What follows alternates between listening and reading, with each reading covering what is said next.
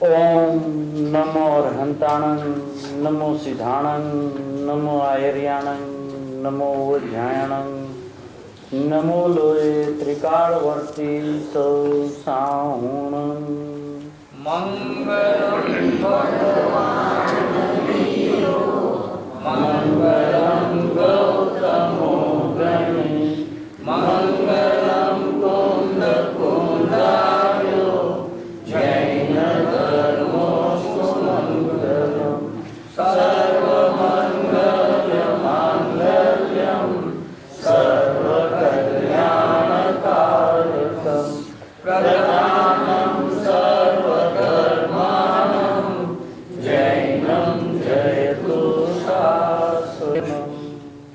तीर्थाधिराज सर्वज्ञ परमात्मा की महामंगलमय परिपूर्ण दिव्य ध्वनि, जिसका सार रूप ये कुनकुन भगवान द्वारा विरचित प्रवचन सार जी परमागम, जिस परमागम के अंदर में आचार्य भगवंत ने अपने निज अनुभव से अपने आत्मा से मिलान करके विशेष ज्ञान में स्पष्टता हो,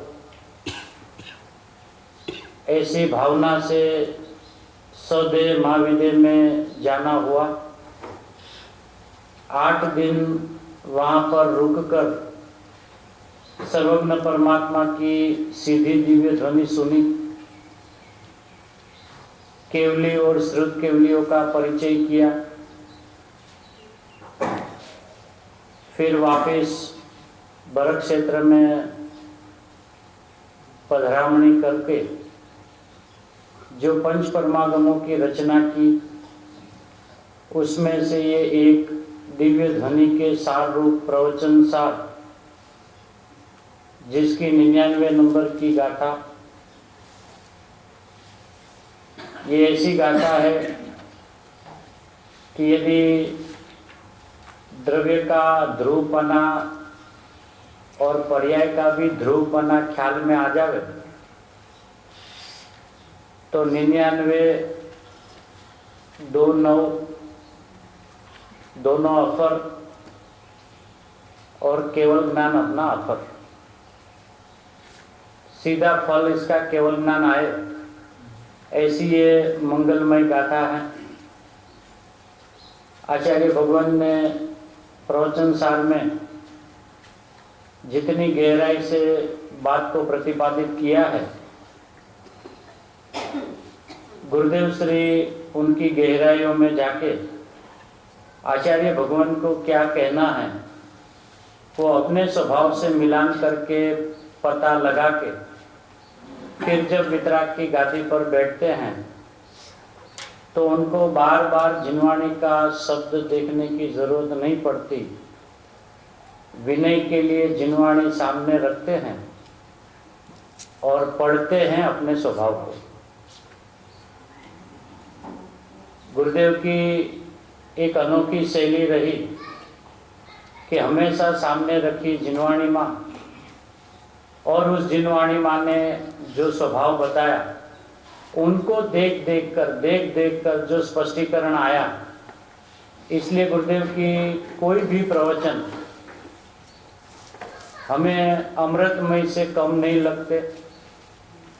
ऐसा लगता है कि गुरुदेव कहते ही रहे।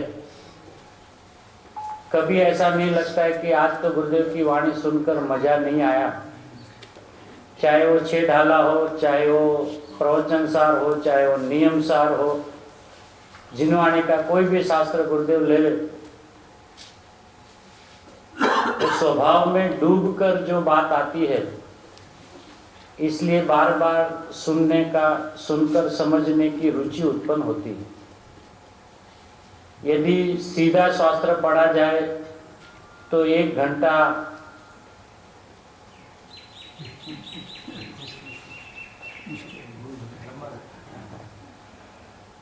गुरुदेव की ये विशेषता रही। गुरुदेव का जीवन भी ऐसा अलौकिक रहा कि उनका जीवन भी 4 अनुयोग से पूरा भरा पड़ा है। ये तो समाज में ऐसी एक बात चली कि गुरुदेव यानी द्रव्यानुयोग के गुरुदेव कहते भैया हम 4 अनुयोग के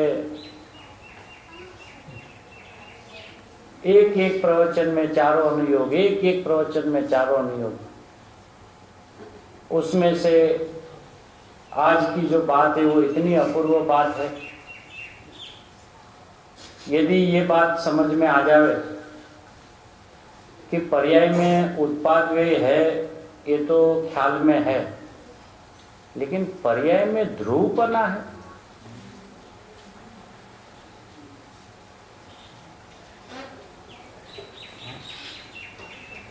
जब पर्याय का ध्रुवपना ख्याल में आ जाता है तो वही पर्याय मैं ध्रुव हूं ऐसा परिणमन जाती है। इसलिए उस ध्रुव को, उस उत्पाद व्यय को किसी और ध्रुव की अपेक्षा नहीं है। वस्तु के स्वभाव की व्यवस्था ऐसी है कि स्वभाव में वस्तु एक है और वस्तु में 2 स्वभाव है, एक द्रव्य स्वभाव, एक पर्याय स्वभाव। दोनों स्वभाव अपनी अपनी सत्ता में महासत्तावान है। एक स्वभाव को दूसरे स्वभाव की अपेक्षा नहीं है। पर्याय को समझने की व्यवस्था गुरुदेव ने इस प्रवचन में इतनी गहराई से स्पष्ट की है कि ये बात हमारे ख्याल में नहीं आती है कि पहले उत्पाद व्यय होता ही नहीं है, पहले पर्याय होती है।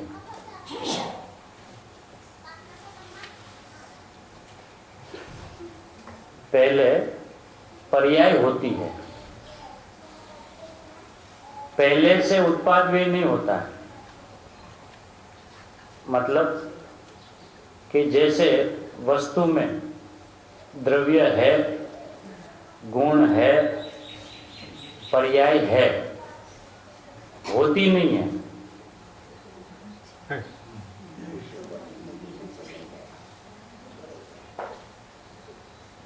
वस्तु में द्रव्य है, गुण है, पर्याय है, होती नहीं है।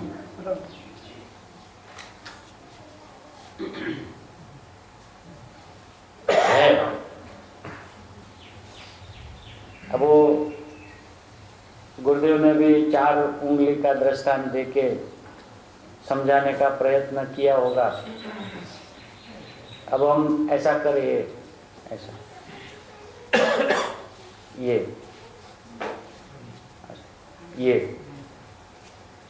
अब ये है ना कि ये उत्पाद है। अब इसी में उत्पाद व्यय सिद्ध करके बताइए।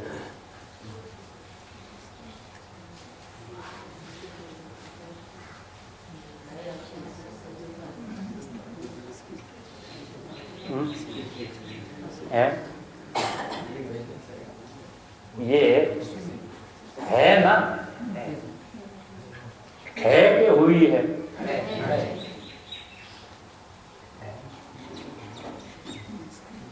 मतलब ख्याल में आ रहा है? ये है ना, ये है ना। अब ये उत्पन्न तो हुई नहीं, ये तो पहले से थी ना।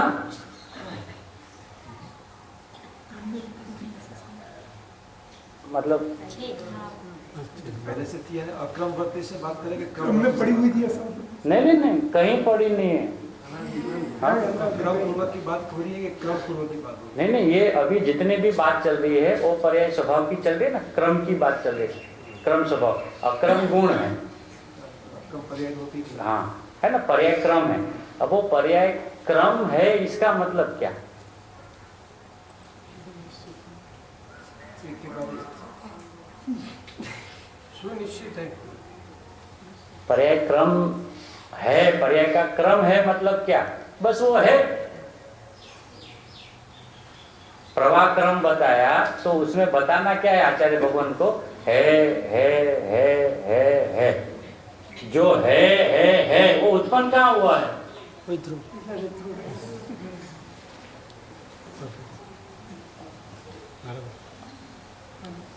मतलब ख्याल में आ रहा है ना?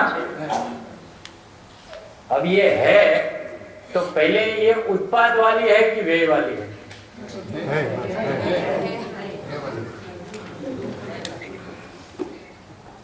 ये उंगली उत्पाद वाले है कि व्यय वाली है?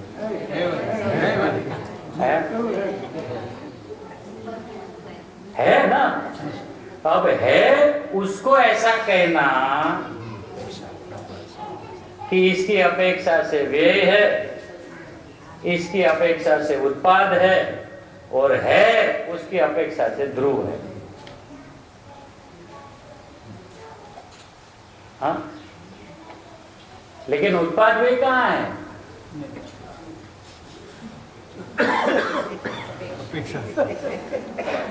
समझना तो है कि उत्पाद व्यय कहाँ है, वो तो है ना।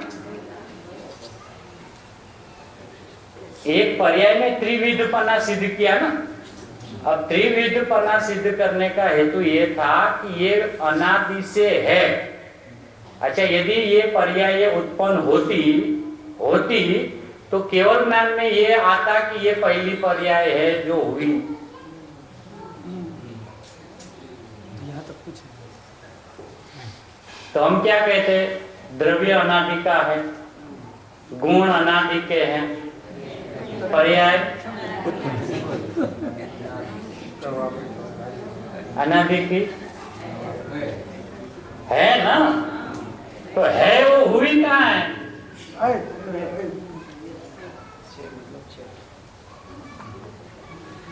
है और है। अब पहले उसका अस्तित्व समझ, पहले हम गलती क्या करते, पर्याय उत्पाद व्यवहार, पर्याय उत्पाद। सुन तो सही भैया, उत्पाद वाली अभी बात ही नहीं है ना, क्योंकि जब पर्याय को उत्पाद व्यय वाली देखते हैं तो पर्याय को देखता ही नहीं है।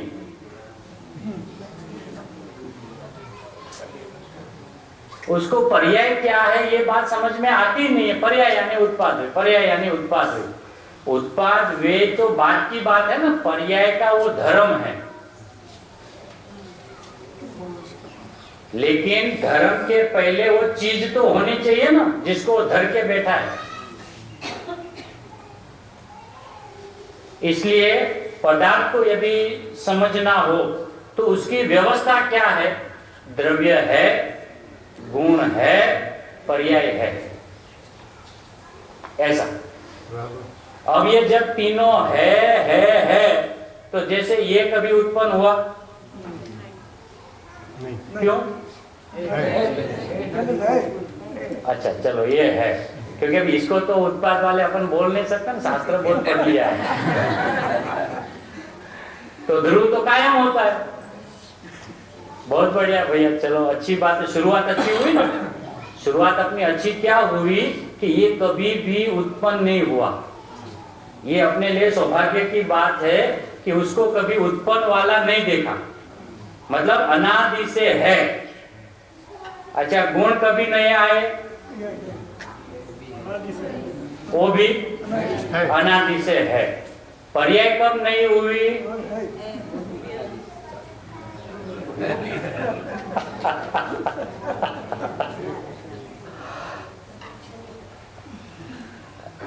मतलब ख्याल आता है ना दीदी? है? अच्छा, यहाँ उंगली में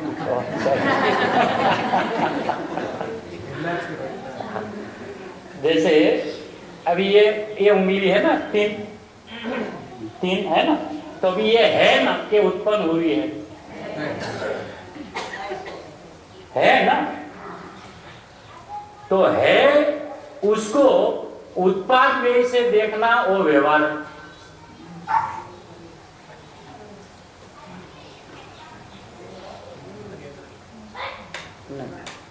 है। उसको उत्पाद वे से देखना वो व्यवहार है, और है ऐसा देखना वो निश्चय है।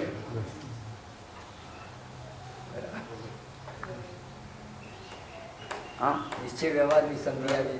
हाँ, एक बात।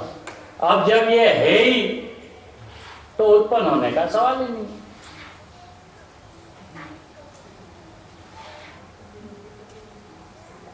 और है उसका नाम ध्रुव है, वो ध्रुव नहीं है उसका। फिर से, ये जो है उसका नाम ध्रुव है।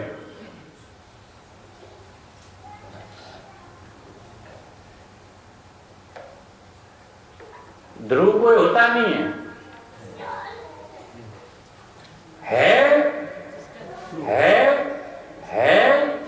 उसका नाम ध्रुव है।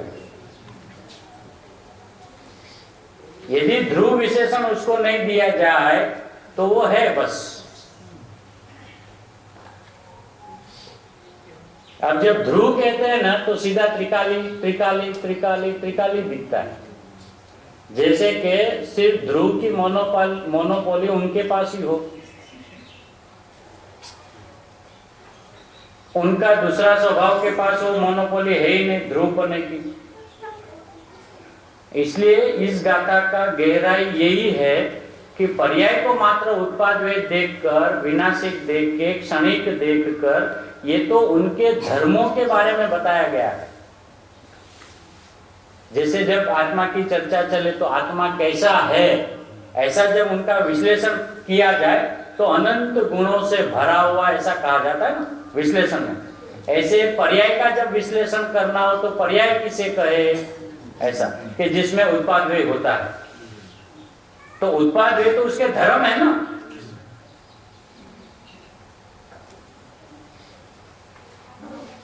आत्मा में ज्ञान होता है वो बात तो दूर रहो, लेकिन आत्मा में ज्ञान है ऐसा देखना अशुद्धता है।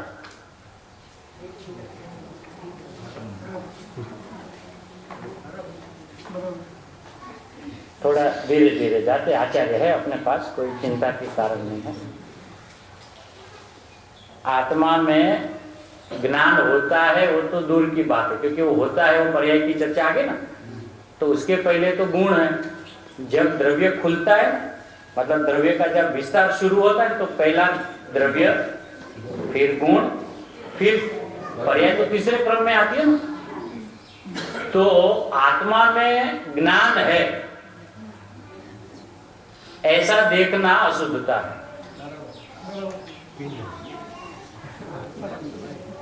समय सार जी की 7वीं गाथा, आत्मा में ज्ञान है, दर्शन है, चारित्र है? अशुद्धता है। अब जब गुण को आत्मा में है ना, ऐसा तो नहीं कि आत्मा ज्ञान गुण का बिना का है, उसमें से खाली इतना देख लिया कि आत्मा में ज्ञान है, वहां अशुद्धता खड़ी हो गई, तो पर्याय तक की तो कहां बात कर।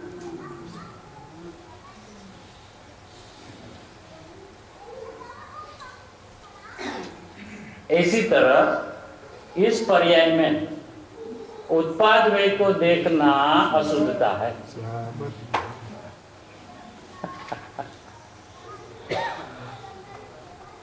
हाँ? 47 नहीं है ना, 47 नहीं में 46 और 47 वाला है। लास्ट की जो 2 नहीं है, अशुद्ध नहीं और शुद्ध नहीं। आचार्य भगवंत अशुद्ध नहीं की परिभाषा में ये बताते हैं कि मिट्टी को राम पात्र से देखना अशुद्धता है। मिट्टी को कुंभार बनाता है ऐसा देखना अशुद्धता है, ऐसा नहीं कहा।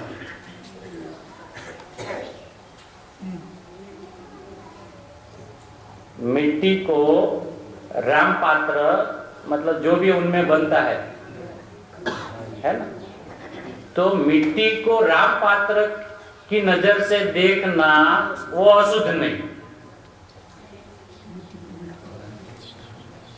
साहब फिर शुद्धने क्या रही थी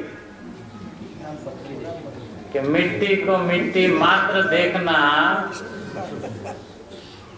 वो शुद्ध नहीं है। उसी तरह पर्याय में उत्पाद व्यय को देखना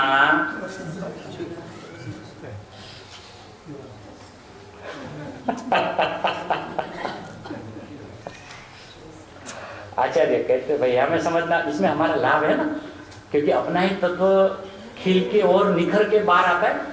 तो पर्याय संबंधी अपनी जो भी मान्यता है जो एकदम सीमित है, पर्याय के बारे में हमें बस ऐसा लगता है कि उत्पाद व्यय है, ऐसा हमने समझ लिया तो हमें पर्याय का स्वभाव का पता चल गया। अभी उसको देखना नहीं, उसको नहीं समझे है। तो जैसे सुबह बात हुई थी ना कि जैसे पर्याय में अपना ध्रुवपना न हो और अपने को ध्रुव माने तो मिथ्या तो होगा, तो सम्यक दर्शन नहीं होगा। अब जब इस बात का पता चला कि पर्याय का भी अपना ध्रुवपना है, वो उसको पता चल गया कि मेरे में मात्र उत्पाद यही होता है, इतनी ही मैं नहीं हूं, मैं तो हूं ना, वही मेरा ध्रुवपना है। ऐसा जब पर्याय में ख्याल आ गया तो वो अपने ध्रुव स्वभाव को देखकर बोलते मैं ध्रुव हूं। तो अब उसको मिथ्या दर्शन नियम से नहीं होगा, उसको सम्यक दर्शन होगा। यदि वही पर्याय त्रिकाली द्रव्य का ध्रुवपना को अपनापन मानती है तो नियम से मिथ्या तो होगा। और यहां गुरुदेव ने 2 बार ये बात स्पष्ट की है।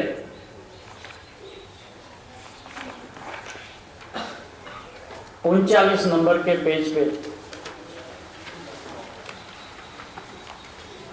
दूसरे पैराग्राफ में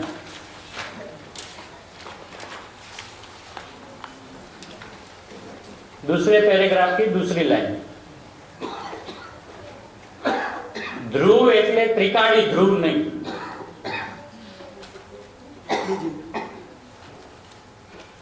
ध्रुव यानी त्रिकाली ध्रुव नहीं है? उसके नीचे जो प्रश्न है ना 1 का 3, उसके जवाब में भी गुरुदेव ने क्या कहा, त्रिकाली ध्रुव है उसको एक को रखो, उसको अभी बाजू में रखो, इसका अभी कुछ काम नहीं है।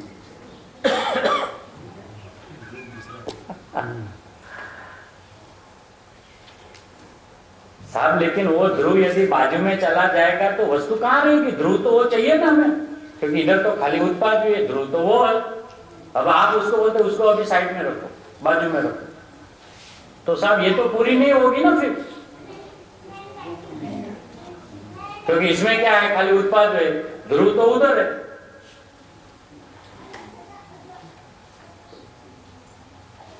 तो गुरुदेव को पता है कि शास्त्र पढ़ते पढ़ते हमारा मानस ऐसा बन गया है कि ध्रुव मतलब वही, ध्रुव मतलब वही, ध्रुव दूसरा है ही नहीं कोई, पर्याय कभी ध्रुव होती नहीं।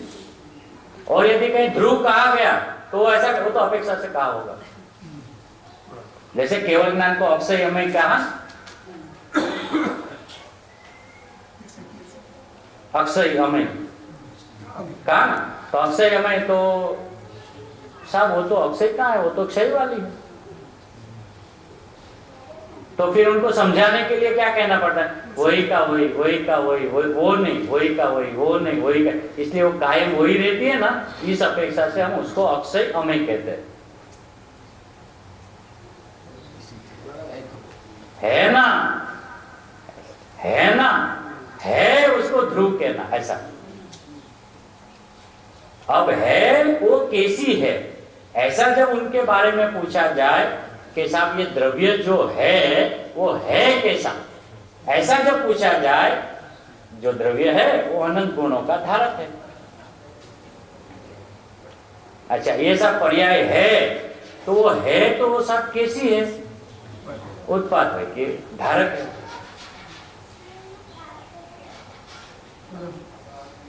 मतलब यहाँ तक बराबर है कोई? समझ हाँ।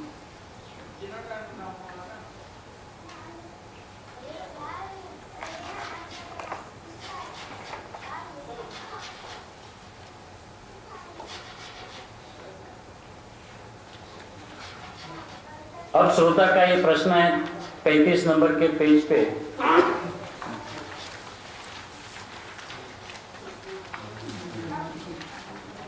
कि साहब अभी ये वो पर्याय का ध्रुवपना, न पर्याय उत्पाद वे न है न वो सब बात तो आपकी ठीक है, हमको तो कृपा करके ये बताओ इसमें हमें लाभ क्या?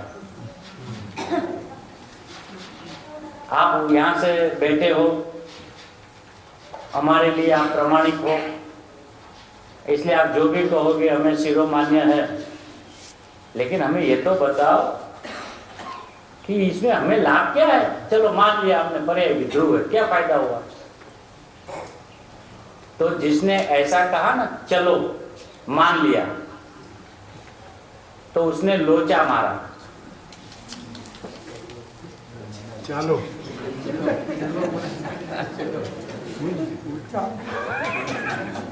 मतलब क्या कि उसको बैठा नहीं ऐसा, चलो चलो ठीक है आप बोलते हैं, चलो चलो हमने मान लिया ऐसा, तो लोचा मार दिया, शिकार में नहीं आया।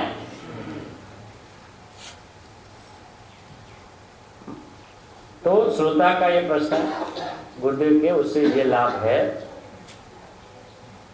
कि ऐसा जो निर्णय करे तो उसकी दृष्टि पर्याय और राग के अकर्ताओं पर जाए, और अकर्ताओं पर जाने से ही ज्ञाता दृष्टा थाय, तो उसे सम्यक दर्शन हो।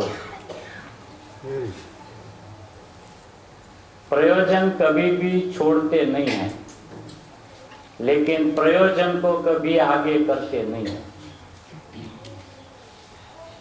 ये गुरुदेव की बहुत बड़ी देन है। सम्यक दर्शन करने के लिए मैं ध्रुव हूं, ऐसा कभी गुरुदेव ने उपदेश नहीं दिया। मैं ध्रुव हूं, उसका फल सम्यक दर्शन है।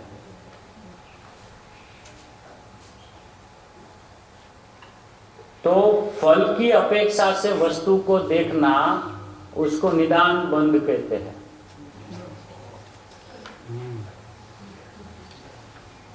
सम्यक दर्शन की प्राप्ति हो तो मैं ध्रुव हूं, ऐसा मैं मान लेता हूं। क्यों? कि मुझे तो सम्यक दर्शन करना है, और आपने विधि ये बताई कि सम्यक दर्शन ध्रुव के आश्रय से होता है, तो मैं ध्रुव हूं ऐसा मैंने मान लिया। मुझे ध्रुव में कोई इंटरेस्ट नहीं है। मुझे इंटरेस्ट किसमें है? सम्यक दर्शन में। उसको लौकिक में, गुजराती में ऐसा कहते हैं, गरजे गधेड़ा ने बाप के वहां। जब अपनी गरज हो तो गधे को भी बाप मान लेना।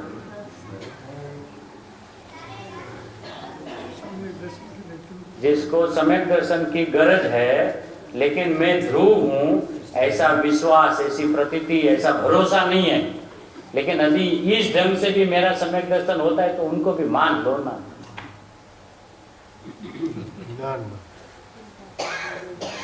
इसलिए गुरुदेव कभी भी फल की अपेक्षा से वस्तु व्यवस्था को कभी कहते ही नहीं है। वो तो ये बताते भैया स्वभाव अपना ऐसा है, यदि ऐसा मेरी प्रतीति में, मेरे विश्वास में, मेरे ज्ञान में आ गया तो साथ क्या हो जाएगा? सम्यक दर्शन हो जाएगा। लेकिन तुझे यदि सम्यक दर्शन प्राप्त करना हो तो ऐसा मान, ऐसा 45 साल में 9000 प्रवचनों में एक भी प्रवचन में ये बात नहीं आई। इसलिए यहां पे भी क्या किया? अपने अकर्ता स्वभाव पर दृष्टि जाए, ज्ञाता दृष्टा होए तो सम्यक दर्शन थाय। करे ऐसा बोला ही नहीं, तो सम्यक दर्शन थाय मतलब सम्यक दर्शन हो जाए। 35 नंबर पे बोल्ड अक्षर में लिखा है पूज्य गुरुदेव श्री का जो उत्तर है उसमें।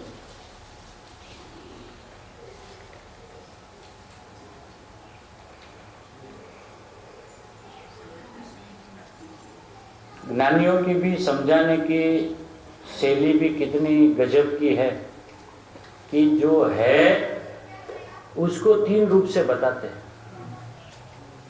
ऐसा ये ऐसा करो ना तो कंफ्यूजन है ना, ऐसा रखो ना सामने तो कंफ्यूजन है ना कि साहब अभी इसको व्यय किसकी अपेक्षा से कर, किसकी, अच्छा इसको निकालो, उत्पाद किसको, हाँ ये उत्पाद हो, सब ध्रुव कहाँ गया इसमें, ये ध्रुव है, फिर ये ध्रुव है कि ये उत्पाद है, कंफ्यूजन होता है।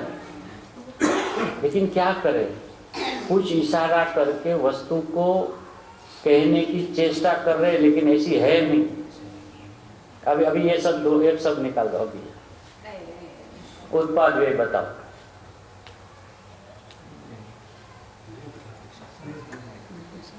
नहीं है, ठीक है, अब इसको खड़ा करो।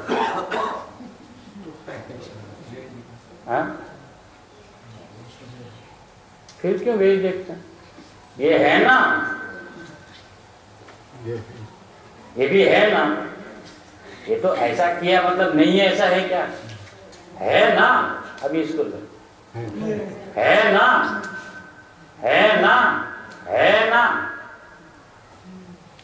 तो ये भी है, ये भी है, ये भी है, ये भी है, ये भी है, और सब अपने अपने अवसर में है, तो क्रमबद्ध हो गया, आगे पीछे नहीं, आगे पाछी नहीं, पहला पछी नहीं, सब अपने क्रम में, तो क्रमबद्ध हो गया। अब क्रम में क्रमबद्ध क्या है,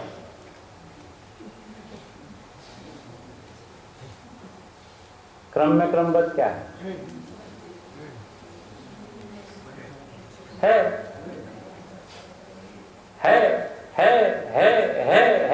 तो क्रमबद्ध वाले की दृष्टि कहां पर जाती है ना, है ना, मतलब उसको अभी उसी को शास्त्र की भाषा में ध्रुव कहा कि उसको ध्रुव पे दृष्टि गई, ध्रुव पे दृष्टि गई, ध्रुव पे कहां दृष्टि गई, उसका नाम ध्रुव है, उसको ख्याल में क्या आया, है ना, है ना, है तो कायम होने रहेगी ना, है तो कायम रहेगी ना, बराबर,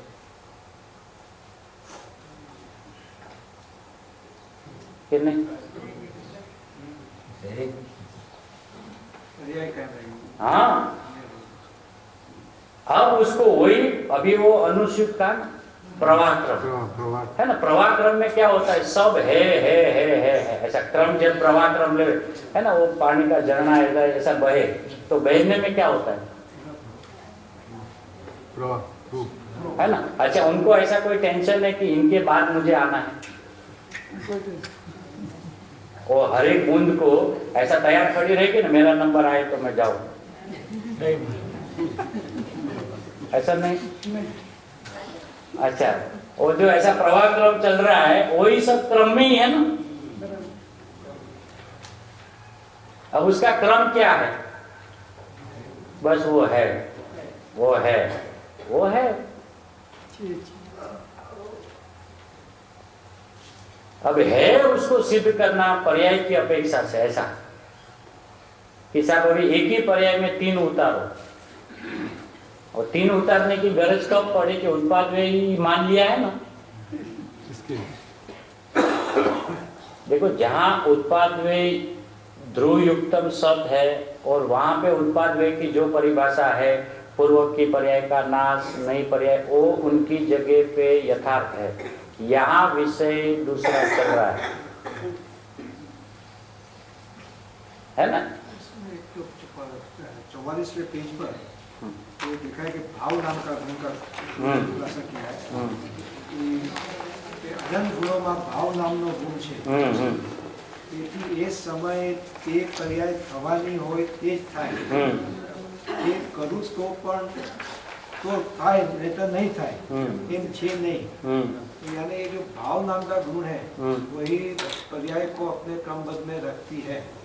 तो यानी जैसे कि चारित्र ज्ञान वगैरह जो गुण है जो अपने मुख्य रूप से, तो ये भाव नाम का गुण को इतनी प्रधानता क्यों नहीं मिली? उसमें जो भाव नाम का गुण है हम्म, क्योंकि वो भाव नाम के गुण से हम्म, ये जो पर्याय है वो एक जो समय में होने वाली है वही होती है. हम्म, मैं करूँ तो नहीं होगी, हम्म, जो होगी वही होगी. हम्म, तो ये जो भाव नाम के गुण के कारण से है, ऐसा जो गुरुदेव कह रहे हैं. तो उसमें इस भाव नाम के गुण जैसे कि ज्ञान गुण, चारित्र गुण, ऐसे गुणों को सबको प्रधानता दी गई है. कि इस भाव नाम के गुण को कहीं प्रधानता नहीं मिली. तो ये इसमें से ये निकल जाएगा कि इस भाव नाम के गुण के कारण ये क्रमबद्ध व्यवस्था हो रही है. ऐसा गुरुदेव कहना चाहते हैं, ऐसा मैं समझाऊँ. और उसके तो आगे उसके भाई जी उसके ऊपर जरा पढ़ो ना.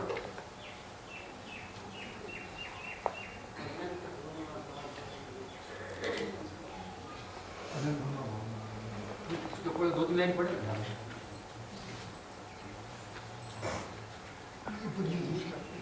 44 पेज सेकंड पढ़ेगा. 44 दूसरा पड़ेगा. आप पहले से बोलो.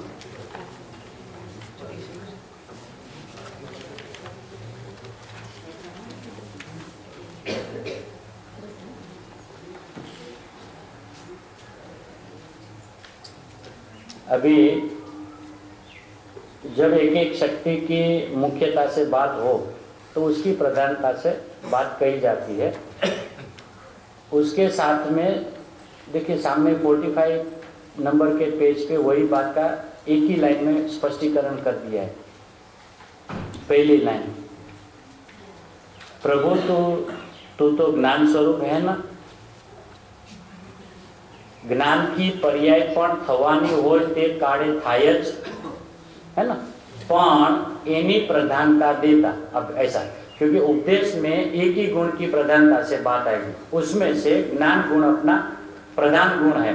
तो इसलिए गुरुदेव ने क्या स्पष्ट, पण एनी प्रधानता देता बीजी पर्याय ने करूं एम नहीं. मतलब उसी काल में दर्शन की, चारित्र की, वीर्य की, प्रभुता की, स्वस्थता की, सभी गुणों की पर्याय का परिणाम तो चालू ही है. और ये जो एक गुण में अनंत गुण का रूप है, ये इसमें लिखा है, अनंत गुण में भाव गुण नो रूप है ना. तो भाव गुण के कारण पर्याय नहीं होती.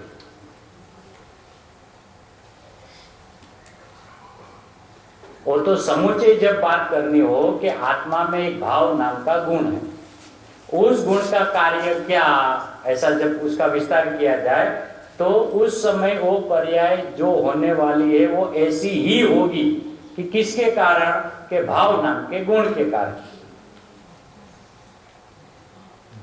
है ना. यदि भाव नाम के गुण के कारण ये पर्याय होती तो मिथ्यात्व भी, अज्ञान भी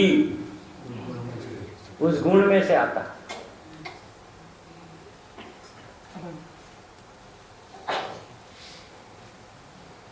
बराबर है ना. ये तो जब हम समुच्चय बात करें कि भाई हमारे में अनंत गुण है, उसमें ये जो करनी क्यों नहीं पड़ती, ऐसा जब प्रश्न उठे कि भाई हमको तो ऐसा लग रहा है कि मैं पर्याय को करूं तो होगी, आप कहते हो कि नहीं वो अपने आप होती है.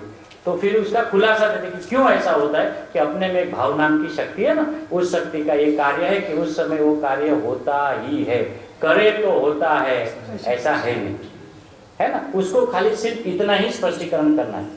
बाकी पर्याय जो होती है वो पर्याय पर्याय से ही होती है. तो वो वहां पे कहा, इसलिए गुरुदेव ने भी यहाँ देखो एक ही लाइन में थोड़ा सा बोल के आगे निकल गए कि जब ज्ञान की प्रधानता से ही बात करे तो दूसरी पर्याय को करूं एम नहीं, बीजी थाय तेने हूं जाणनार छुं, ત્યાં એને ઉભો રાખે कि साहब अपने में तो आप सिर्फ ज्ञान ज्ञान ज्ञान की बात करते हो, लेकिन अनंत गुण पड़े ना, तो उसको मैं क्या कर सकता हूं. यदि मैं ज्ञान को करूं तो दर्शन को कौन करेगा, दर्शन को मैं करूं तो चारित्र को कौन करेगा, ऐसा. तो जब वो ज्ञान गुण में एक गुण में खड़ा रखा कि भाई तू तो सिर्फ जानने का काम करता है, तो उसी काल में अनंत गुण की अनंती पर्याय भी परिणमन रही है ना. ऐसा तो नहीं कि खाली ज्ञान गुण अकेला ही अभी काम कर रहा है. तो सब वो अनंत गुण जो परिणमन कर रहे हैं, उसका उस परिणमन के काल में मैं क्या कर रहा हूं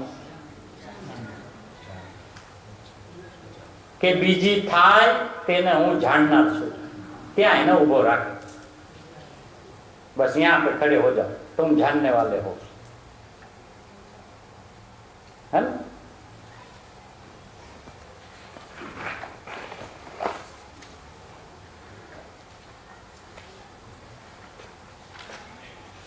ये 43 नंबर का पेज पे दूसरा पैराग्राफ,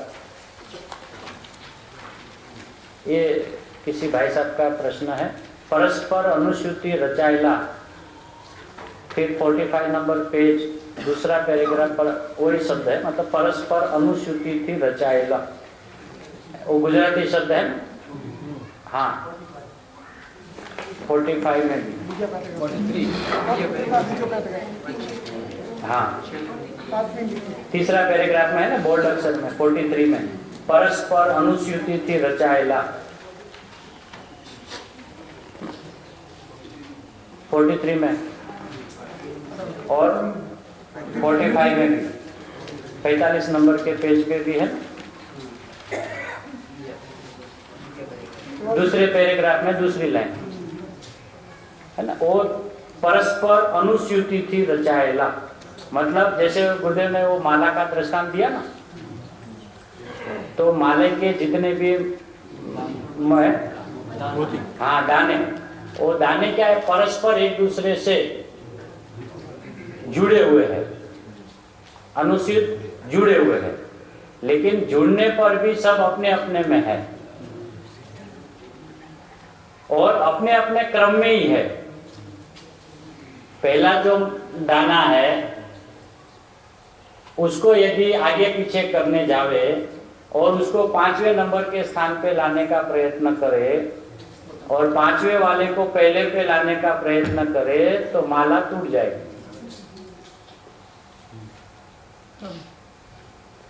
इसलिए वो सिद्धांत से आचार्य भगवान को ये बताना है कि हर मण का, हर मोती जो है वो अपने अपने अवसर, उनको ये अवसर भी शब्द प्रयोग किया, अपने अपने स्वकाल में अपने अपने क्रम के अनुसार, ऐसा हम करते ना, ओम नमो रहंताणं, हाँ फिर दूसरा, फिर तीसरा, है ना। तो यदि ऐसा जो दूसरा है वो तो पहले की अपेक्षा से दूसरा है ना, नहीं तो वो अपनी अपेक्षा से तो पहला ही है ना।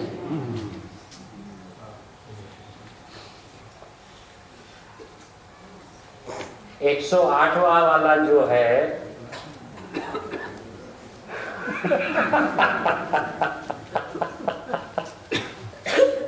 वो 107 की अपेक्षा से 108 वाला है ना। अच्छा, वो जब गिना, जब उसको गुना तो उसको पता होगा मेरा 108वां नंबर है। बोला मैं तो मैं हूं, आप जानो, आप ज्ञानवान हो, आप जानो 1 वाला है कि 108 वाला है, मैं तो मैं हूं बस, है ना। तो जब उसी चीज को कहने की जब कोशिश करें तो कैसे कहे, सारे के सारे जो मोतिया है अपने अपने क्रम में है, एक के बाद एक के बाद एक के बाद एक के बाद एक के बाद अपने क्रम में। कभी उनको पूछिए कि इसमें क्रम बताइए, क्रम क्या है। पहला है वो पहला है, 108 वाला है वो पहला है।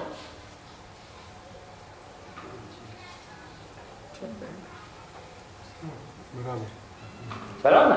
तो इसका अर्थ क्या हुआ, सब अपने अपने स्थान में है है है है है है, ऐसा करते करते जाओ तो सब है ही है बस।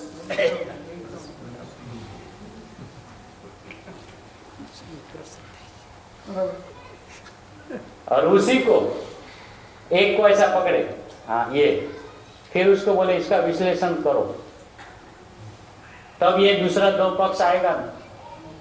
पूर्व की अपेक्षा से व्यय है, उसकी अपेक्षा से वो उत्पाद है, और वो है इसलिए वो ध्रुव है। हाँ? तो त्रिविध लक्षण भी सिद्ध हो गया, एक पना भी सिद्ध हो गया। अपेक्षाएं भी समझ में आ गई और ऐसा है नहीं वो भी समझ में आ गया। जब सब अपने अपने अवसर में है ही तो उत्पाद कहाँ हुआ है। इसलिए गुरुदेव ने इसमें एक बढ़िया बात की।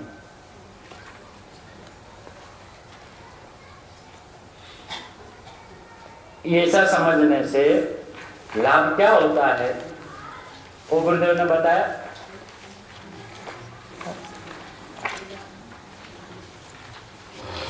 और 39 पेज पे 39वें नंबर के पेज पे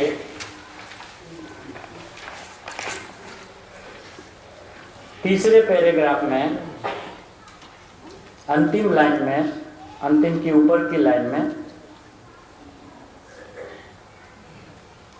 उसी को पूर्व की अपेक्षा और उसके बाद वाले की ऐसी दोनों अपेक्षा छोड़ दे तो मात्र है। अपेक्षा ध्रुव कहिए। हाँ? नहीं, पहले ध्रुव ने कहा। इसलिए ये जिनवाणी ऐसी है कि बहुत गंभीरता से एकदम धीरा होकर समझने जैसी है।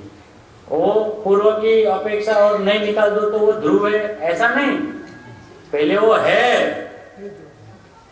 देखो गुरुदेव ने भी कैसा गजब का स्पष्टीकरण किया कि उसी को पूर्व की अपेक्षा और उसके बाद की ऐसी दोनों अपेक्षा छोड़ दे तो मात्र है।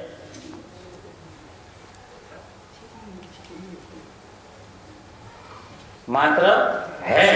फिर उसको क्या कहा? तेने ध्रुव कहिए।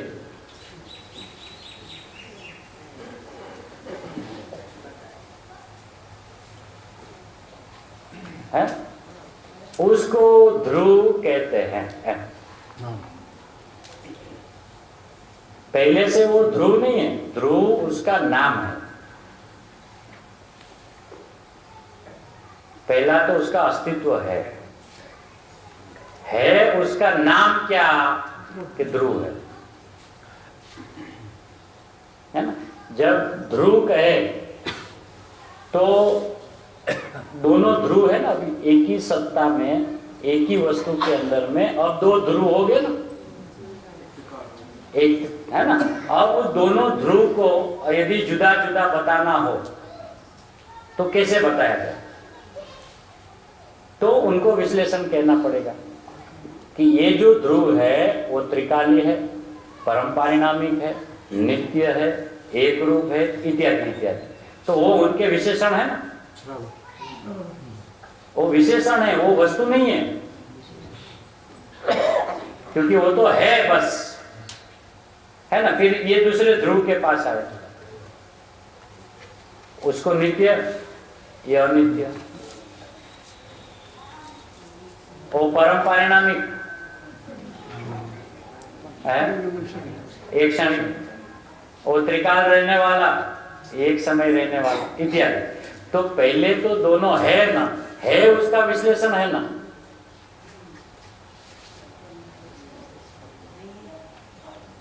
अब कोर्ट में कभी ऐसे केस भी आते हैं कि जिसमें दोनों पार्टियां सत होती है,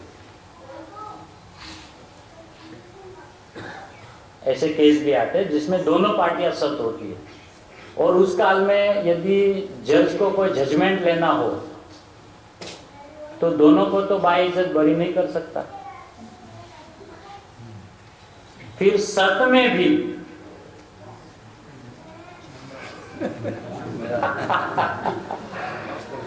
वास्तविक सत कौन सा है दोनों सत, तो उसका एक तरफी जजमेंट जाएगा, जो त्रिकाली सत है वही सत है।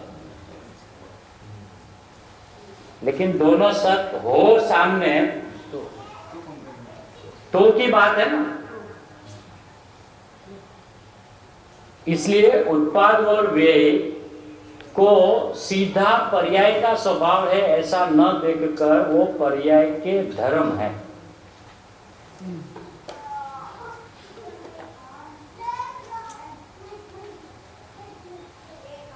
इसलिए धर्म जो होते हैं वो चेंजेबल होते हैं, और स्वभाव जो होता है, इसलिए पर्याय का स्वभाव क्या? पर्याय है और उसका स्वभाव। तो उसका धर्म क्या? उत्पाद।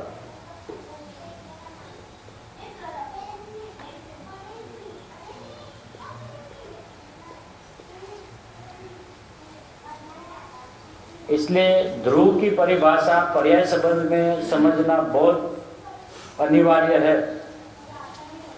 ऐसी जब ख्याल में आ गई तो तुरंत उसके फल में सम्यक दर्शन हुए बिना रहता नहीं है। ऐसा नहीं है कि ऐसी सारी बातें या सूक्ष्म बातें हम इतना गहराई से चर्चा करें तो क्या लाभ होगा कि भैया तुरंत का तुरंत सम्यक दर्शन हो जाएगा। जो अनादि से क्षण भर का काम था वो नहीं हो पाया, और उसी की चाह में अनंत काल निकल गया, और आज जब उसकी चाह ही नहीं रही और मात्र वस्तु को समझने की चेष्टा की तो उसके फल में अनंत सम्यक दर्शन की धाराएं फूटनी। तो ज्ञानी कोई भी बात कहते हैं तो उसका प्रयोजन उसमें नहीं होता है, ऐसी कोई बात वो कहते ही नहीं, लेकिन प्रयोजन को सर्वांगी रखकर कभी कहते नहीं। शुरू में जैन दर्शन में लाने के लिए जब कही जाए कि भाई यहाँ आने से, ये समझने से हमें क्या लाभ होगा, तब ये बात बताई जाती है कि अनंत दुख जो अनंत काल से भोगता है वो ऐसा समझने से, अपने स्वभाव को समझने से तत्क्षण दुख का अभाव होकर अपना सुख स्वभाव है उसकी प्राप्ति हो जाएगी। तो उस भूमिका में, उस क्लास में जो उपदेश दिया था वो उस जगह पे 100% सत्य है। और जब अपने को ऐसा लगा कि अच्छा मेरा दुख मिट जाएगा और मैं सुखी हो जाऊंगा, कि हाँ बिल्कुल सुखी हो जाऊंगा, तो अब क्या करें? तो पहला ही बता दिया कि अब सुख को नहीं देखना। मैं तो सुखी होने के लिए आया हूं ना, हाँ, लेकिन अब सुख को नहीं देखना। मैं सुखी हूं ऐसा देखना, सुख आए बिना रहेगा नहीं।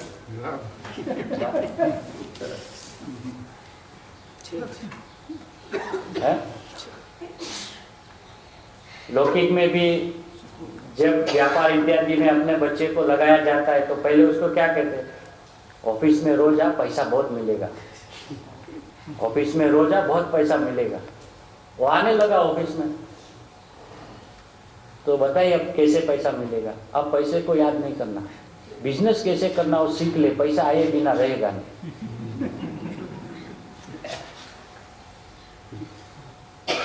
है ना? अब ऑर्डर आया तो ये अंडरस्टूड है ना कि फायदा हुआ।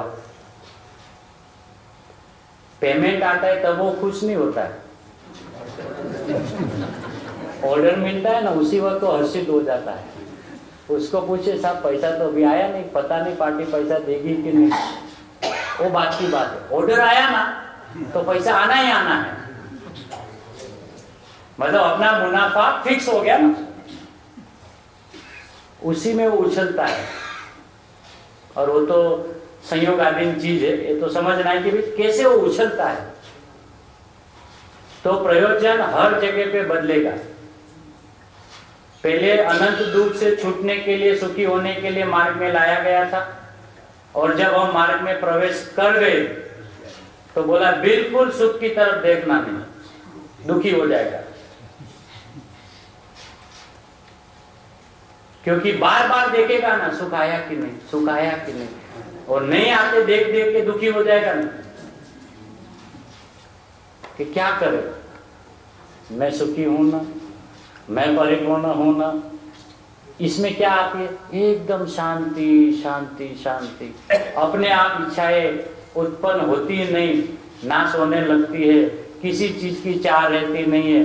जगत में जैसा होते जो हो रहा है उसका बस मैं तो जानने वाला जानने वाला जानने वाला, ऐसे रहते रहते वो शांति आ जाती। और सम्यक दर्शन करना है, करना है, करना है, करना है, दुखी हो गया, संसार बड़े संसार बढ़ा दिया।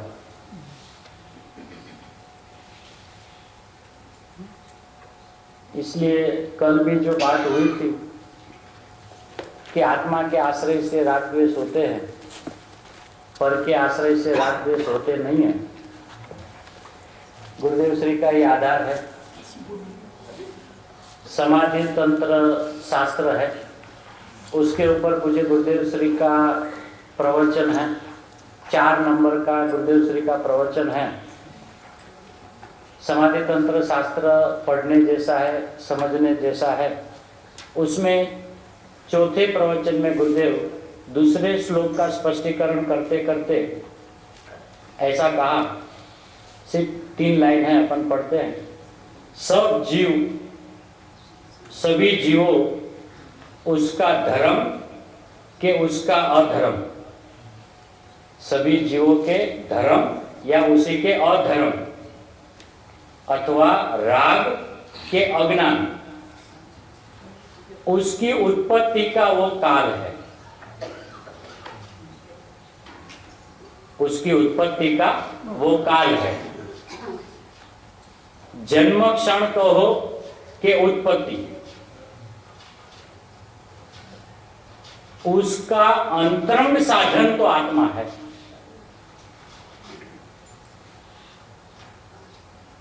उसका अंतरंग साधन तो आत्मा है। राग होता है वो भी वहां आत्मा के आश्रय से होता है। स्पष्ट शब्द, कोई खींच के निकालते नहीं है। जैसा गुरुदेव का शब्द है वैसा का वैसा ही वहां भी आत्मा के आश्रय से होता है, कुछ पर के आश्रय से होता नहीं।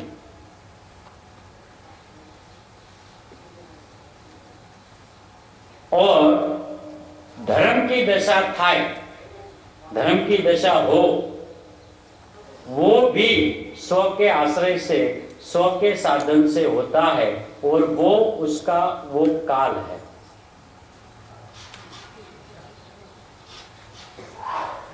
दोनों बातें बता दी। शांति से सुनना और समझने जैसा ये गुरुदेव श्री का प्रवचन है। इतनी भ्रांतियां अज्ञान और राग के संबंध में चलती है कि पता ही नहीं है कि राग होता कैसे। कल बात हुई थी कि अनादिकाल से राग की पीएचडी की है। आत्मा के आश्रय से इसका मतलब, हाँ, आत्मा के आश्रय से होता है। उसका ये कहने का तात्पर्य है कि जितनी भी क्रियाएं, जितनी भी समझ, जितनी भी सोच, जितने भी अपने परिवर्तन जो भी हम कर रहे हैं, वो हम एक आत्मा को प्राप्त करने के लिए कर रहे हैं। बराबर है। और जब हमें हमारा आत्मा प्राप्त नहीं हुआ तो आकुल व्याकुल हो उठे, है ना। आज के ये 10 दिन के महापर्व में भी हम जो भी त्याग, पूजा, है ना, जो भी अपने व्रत इत्यादि जो करते हैं, तो उसका हेतु क्या है? भूखे रहना नहीं है ना। उपवास करते हैं तो हमारा उस वक्त ये हेतु नहीं कि भाई हम 10 दिन नहीं खाएंगे, लेकिन 10 दिन हम नहीं खाएंगे तो उससे क्या होगा, इतना हमारा समय बचेगा तो हमारा उपयोग अपने आत्मा में विशेष प्रकार से चिंतन मनन में चले, ये भावना है ना। नहीं खाने का तो एक व्यवहार से कहा गया है, वो तो उस काल में वो परमाणु नहीं आना है, इसके लिए वो खा नहीं रहे, छोड़ नहीं रहे। वो उसकी वो ताकत नहीं है कि मैं वो अन्न के परमाणु को छोड़ दूं तो वो छूट जाए। लेकिन उस काल में ऐसे विकल्प नहीं आए, और यहाँ ऐसे ही काल में वो परमाणु को इस शरीर में आने की योग्यता नहीं थी, और वो जो नहीं आए तो इनके विकल्प को त्याग व्यवहार से कह दिया। ठीक है। तो अब जितनी भी क्रियाएं हुई एक आत्मा के लक्ष्य के लिए हुई ना, और उसमें मैं आत्मा हूं ऐसा पकड़ में नहीं आया। तो आत्मा के लक्ष्य में तो मैंने प्रयत्न किया, लेकिन मेरे लक्ष्य में ये नहीं आया कि यही मैं हूं।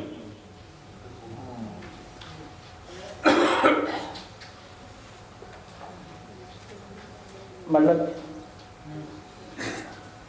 आत्मा के लक्ष्य में, आत्मा को प्राप्त करने के लिए तो मैंने ये सारा काम किया, लेकिन मैं स्वयं ही आत्मा हूं ऐसा मेरे लक्ष्य में नहीं आया। बराबर है? तो मेरे लक्ष्य में नहीं आया और कसाई फट पड़ी, ज्वालामुखी अंदर से फूट पड़ी। तो किसके आश्रय से हुई? अपने। अब वही जीव, गुरुदेव ने दोनों बातें, दोनों का आश्रय अपना अंतरंग साधन अपना आत्मा ही बताया। और वही जीव जब गुलाट खाया, आचार्य भगवान मिले, सर्वज्ञ परमात्मा मिले, गुरुदेव जैसे महापुरुष मिले, क्या तू कर रहा है? कि मुझे आत्मा की प्राप्ति करनी है। अच्छा, कौन है आत्मा जो जिसे तू प्राप्त करेगा? तेरे ज्ञान में ऐसा कौन सा आत्मा है जिसे तू प्राप्त करने निकला है? नहीं, वो सब आता है ना, वो एक है, अखंड है, निरावरण है, वो ध्रुव है, वो परम पारिणामिक है, वो अनंत सुख से वो भरा है, उसको मुझे प्राप्त करना है, उसको मुझे प्राप्त करना है, उसको मुझे प्राप्त करना है, उसको मुझे प्राप्त करना है। और वो प्राप्त नहीं हुआ, वो प्राप्त नहीं हुआ,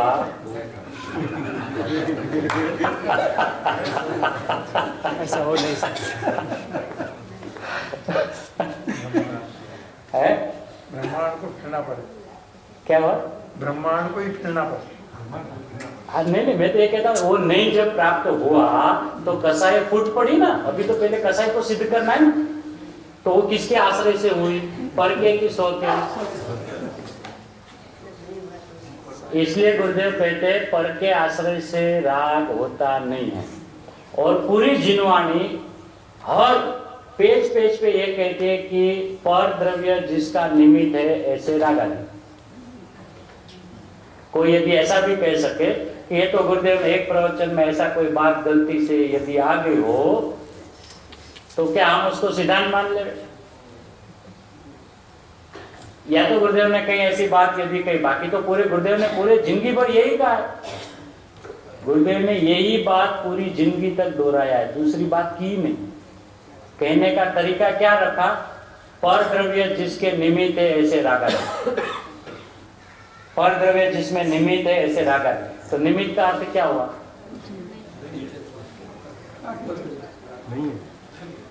उसने नहीं करवाया ना, और मैंने किया। तो मैंने उसके लिए किया कि मैंने अपने लिए किया?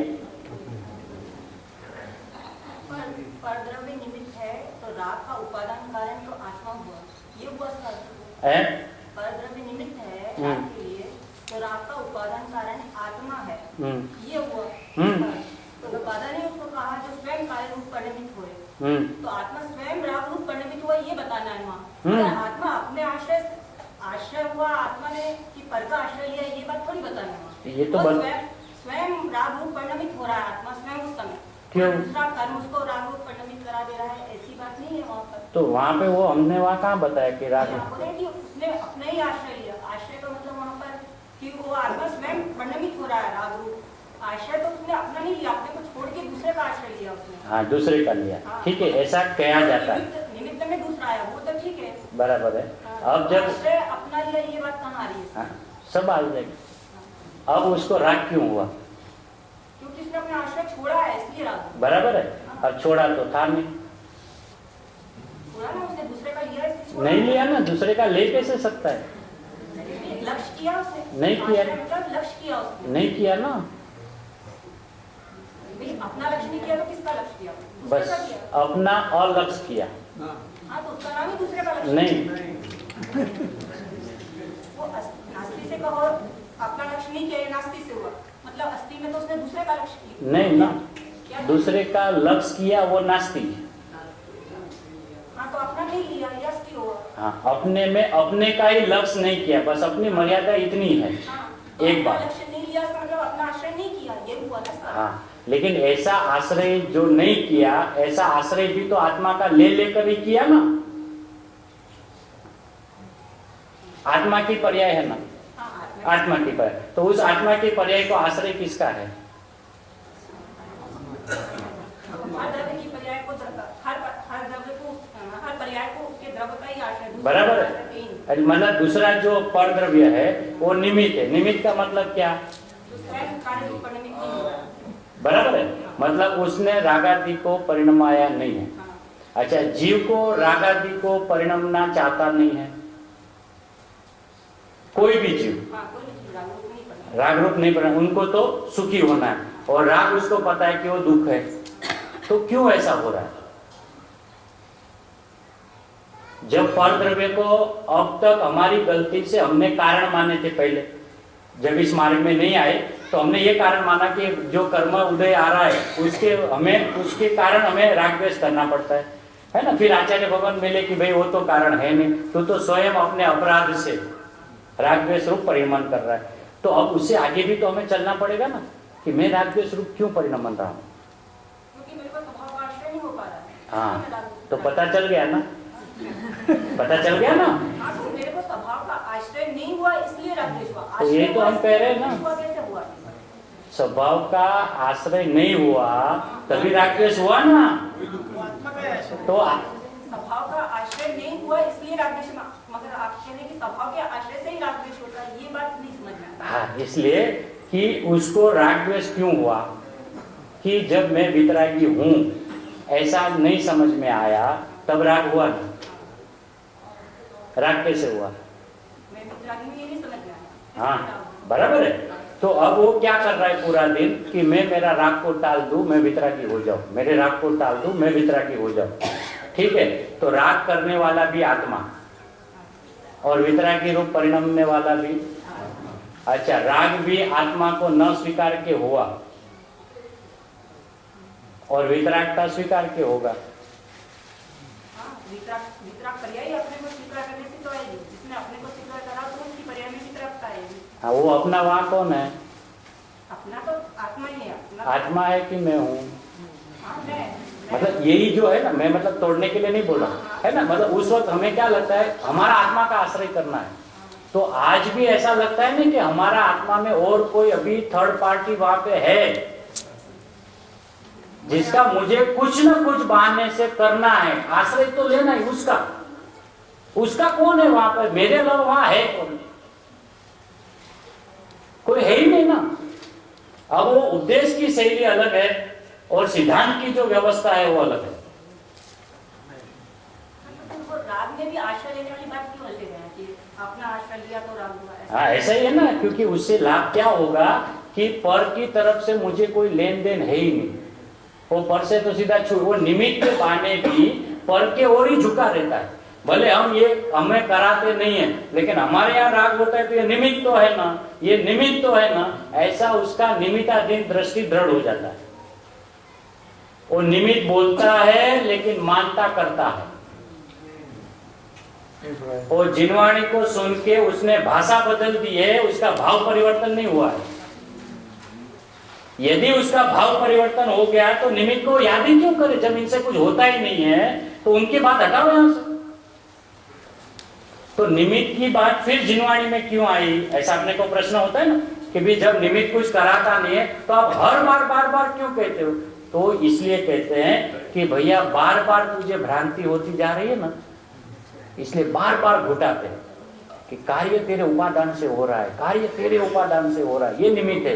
निमित्त मतलब ये नहीं कराते है ना। वो बार घुटने से जब ऐसा बैठ गया तो यहां उसका लग जाएगा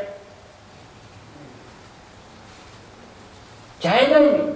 आज वो जिनवाणी को सुनकर पढ़कर भी निमित्त की बातें कर करके, निमित्त होता तो है नहीं, कार्य के काल में निमित्त होता है कि नहीं? निमित्त नहीं होता, निमित्त से दृष्टि हटाने, मतलब निमित्त से कार्य नहीं होता, तो निमित्त से दृष्टि हटाने के लिए कहा कार्य अपने से होता है। अब अपन ने जब कहा कि राग का कार्य भी मेरे से ही हो रहा है, तो अगर अपन ऐसा माने कि मेरे ही आश्रय से हो रहा है, तो फिर वो राग हटेगा कैसे? हटेगा ना। अभी तो दोनों तो बातें बता दी ना। मेरी आश्रय से राग हो रहा है तो वो कैसे हटेगा? किसका आश्रय उसको राग हटे? किसी का आश्रय नहीं लेना है, सिर्फ उसको अपना अभिप्राय समझना है। आश्रय कुछ लेना नहीं। आश्रय का नाम ही अहम होता है।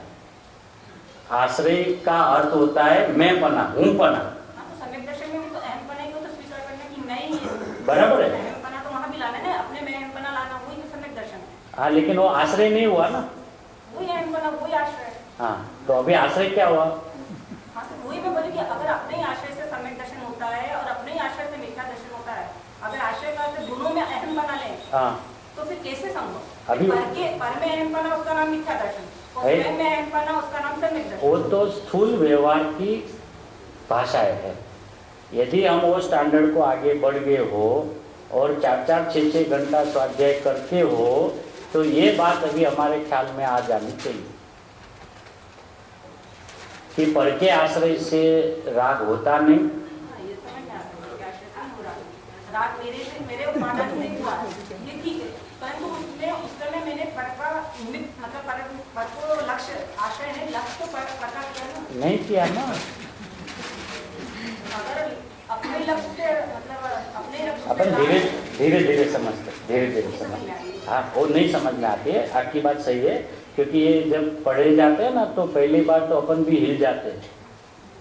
ये ऐसा आज तक प्रवचनों में कहीं पढ़ा नहीं है, क्योंकि गुरुदेव के अधिकांश प्रवचनों में क्या आता है? पर के आश्रय से, पर के निमित्त से होने वाले रागादि, है ना। तो वही हमारा दिमाग में छाया हुआ है।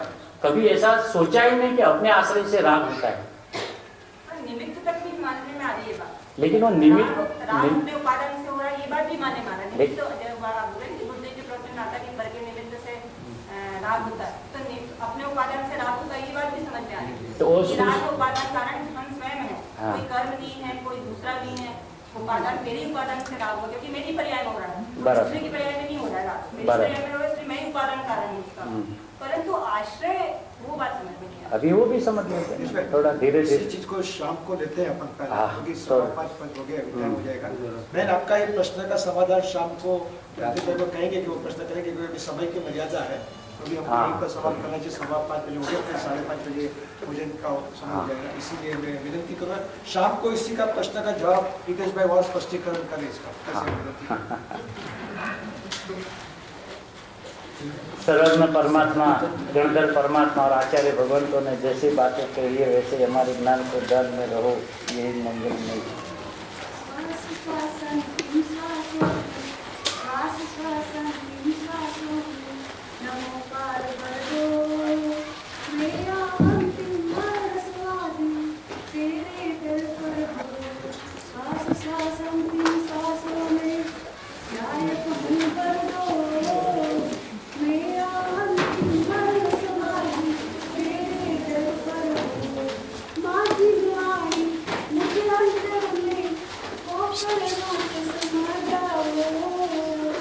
शांत ध्रुव ज्ञायक प्रभु की महिमा प्रतिक्षण दर्शाओ। चैतन्य नाथ की बात सुने से, चैतन्य नाथ की बात सुने से अद्भुत शांति मिलती है।